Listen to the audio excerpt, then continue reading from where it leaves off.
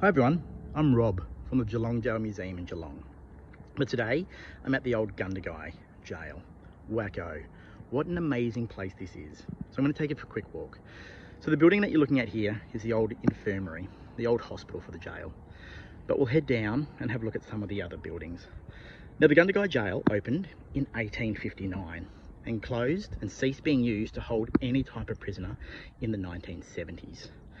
But what we're looking at here is the kitchen block and the laundry. It's an amazing little complex and very different to the colonial jails of Victoria. Unlike Victoria, all of the 12 jails in Victoria were Pentonville designed jails. They're very similar to the ones in London, but this is completely different. This is more a frontier jail that you would find in the smaller towns around the state. So if you look down here, we have the kitchen door where the administration and everything was done. The washing, mending, cooking, and all those things. It's overlooking the cell block. So we've got the cell block just here. The cell block has 6 different cells. Some of them are large, some of them are small, but they're very, very different. And you come down here to the courtyard.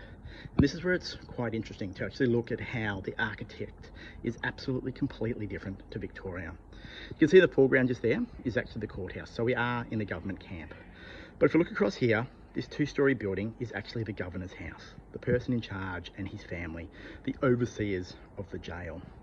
Now, as I mentioned, the jail opened in 1859. So quite early in Victorian history, but quite late in New South Wales colonial history.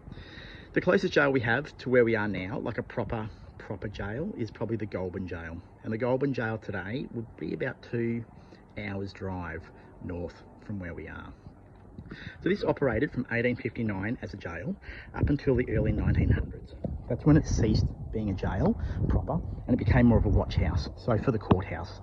And it housed prisoners that were awaiting trial or on remand for short periods of time. So it's quite interesting to actually have a look. But it's very different, as I mentioned, to the colonial jails of Victoria. So if you are in Gundagai, drop down and say g'day, because wacko, this is well worth a visit. And you get the key from the information centre and you get to unlock the buildings for yourself. You get to explore by yourself. You get to really absorb all the history that's inside this amazing complex.